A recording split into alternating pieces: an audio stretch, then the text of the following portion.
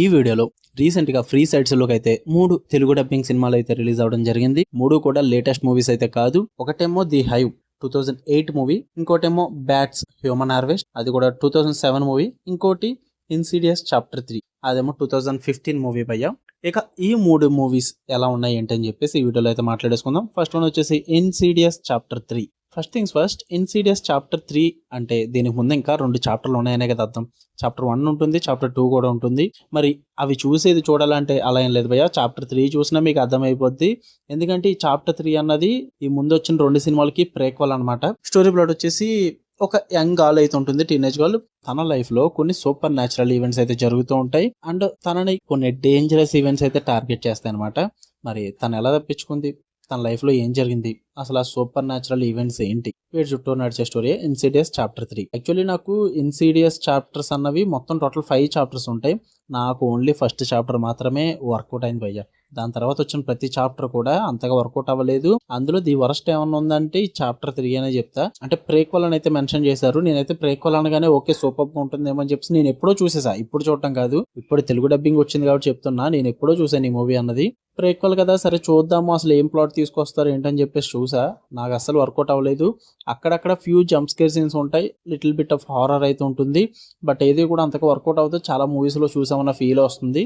And 2015 movie కాబట్టి మీరు అప్పట్లో చూసుంటే ఓకే అనిపిద్దేమో. బట్ ఇప్పుడు చాలా లేట్ అయిపోయింది కాబట్టి మీకు అంతగా ఏం వర్కౌట్ అవ్వదు భయ్య.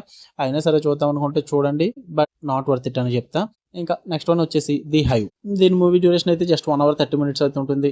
స్టోరీ ప్లాట్ వచ్చేసి చీమలు అన్ని గుంపులుగా చేరి మనుషుల మీద అటాక్ చేస్తే ఏం జరుగుతుంది, మనుషులు ఏం చేస్తారు అన్నదే స్టోరీ. ఇదో పెద్ద లత్కోరు స్టోరీ, అంత ఇంట్రెస్టింగ్ ఏం ఉండదు. స్టోరీ ప్లాట్ వైజ్ కానీ, విఎఫ్ఎక్స్ వైజ్ కానీ, ఆ సెట్టింగ్ కానీ, క్యారెక్టర్ డెవలప్మెంట్స్ కానీ, స్టార్ట్ టు ఎండ్ అయ్యే మూవీ ఏది వర్కౌట్ అవ్వదో. మూవీని అయితే ఏది కాపాడలేదు.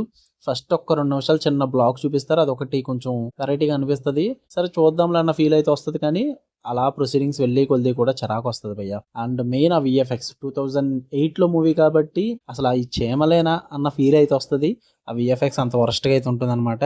అండ్ ఇంకా క్లైమాక్స్ అయితే వరస్ట్ అని చెప్తా. తీసుకెళ్లి డస్ట్బిన్ లో పాడేయాల్సిన మూవీస్ ని మూవీ రూల్స్ అయితే తెలుగు డబ్బింగ్ తీసుకొచ్చి ఇక్కడ పెట్టాడు భయ్య. అస్సలు వర్కౌట్ అవ్వలేదు. క్లైమాక్స్ అయితే చాలా వరస్ట్ గా అనిపించింది. అప్పుడు దాకా చూసిన మూవీ అంతా ఒక ఎత్తు అయితే క్లైమాక్స్ ఇంకో ఎత్తు. అంత రాడ్ కళాఖండం అని చెప్తాను నేను. ఇది కూడా అవాయిడ్ చేసండి, పెద్దగా ఏం చూడాల్సిన పని లేదు. మీరైతే ఇలాంటి మూవీస్ కి టైం ఇవ్వద్దు. అండ్ లాస్ట్ వన్ వచ్చేసి బ్యాట్స్ హ్యూమన్ హార్వెస్ట్. ఇది ఫస్ట్ 10 నిమిషాలు మీరు చూడగానే మీకు అర్థమైపోద్ది మీరు ఒక కళాఖండం చూడబోతున్నారని చెప్పేసి.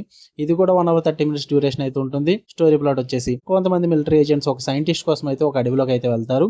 బట్ అడవిలో ఆల్రెడీ కొన్ని బ్యాట్స్ అయితే మనుషుల మీద అటాక్ చేస్తూ ఉంటాయి అనమాట. మరి ఆ బ్యాట్స్ ఎందుకు అలా చేస్తున్నాయి, మరి వాళ్ళు ఏం చేశారు అన్నదే స్టోరీ భయ్య. ఏముందిరా అసలు ఈ 3 సినిమాల్లోనే కంటెంట్ ఏమీ ఉండదు. మీకు 3 రాడ్డే.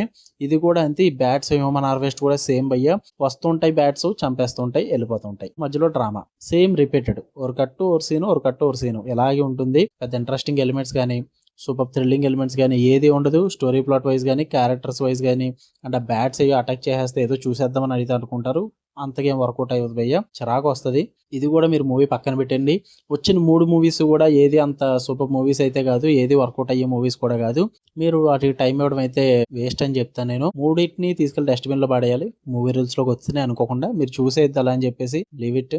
మీకు ఏదైనా మంచి మూవీస్ చూద్దాం అనుకుంటే మన ఛానల్ ఓపించండి, అందులో ప్లేలిస్ట్ లోకి వెళ్ళండి. మూవీ సజెషన్స్ ఉంటాయి, వెబ్ సిరీస్ సజెషన్స్ ఉంటాయి, బోల్డ్ సినిమాలు ఉన్నాయి చూడండి. 2020 నుంచి 2025 వరకు చాలా సినిమాలు వచ్చాయి. ఇంకా కాకపోతే ఇంకా మంచి సినిమాలు చాలా ఉన్నాయి. ఎప్పుడో 2007, 2008, 2010 రిలీజ్ అయిన ఈ మూవీస్ మనకి ఎందుకు చెప్పండి. పైగా బాగుంటే ఏదో చూస్తాం, మరీ వరస్ట్ ఉన్నాయి. సో అవాయిడ్ చేసేయండి.